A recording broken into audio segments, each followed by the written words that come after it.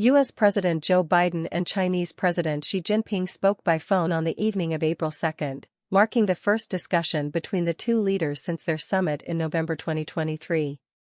According to Xinhua News Agency, the two leaders had a frank and in-depth exchange on China-U.S. relations and views on issues of mutual concern.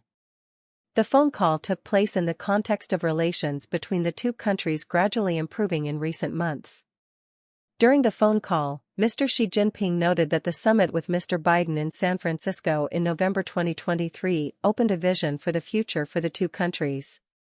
The Chinese leader commented that China-U.S. relations are showing signs of stability and said that strategic awareness is always a fundamental point in the relationship between the two countries, like the first button on a shirt must be installed properly.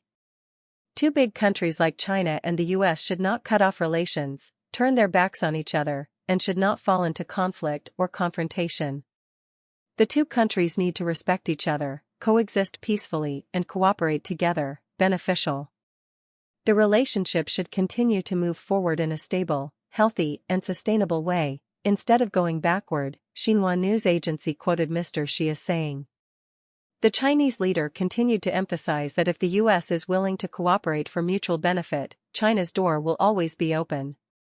But if the U.S. obstructs China's high-tech development and deprives China of its legitimate development rights, we will not sit idly by. Mr. Xi also mentioned the Taiwan issue, considering it the first uncrossable red line in China-U.S. relations. On the U.S. side, the White House described the 1-hour and 45-minute conversation as frank and constructive on a series of issues of common concern to the leaders. President Biden noted that the U.S.-China relationship is the most consequential relationship in the world. The progress in the relationship since the meeting in San Francisco demonstrates that the two sides can promote cooperation while resolving differences responsibly.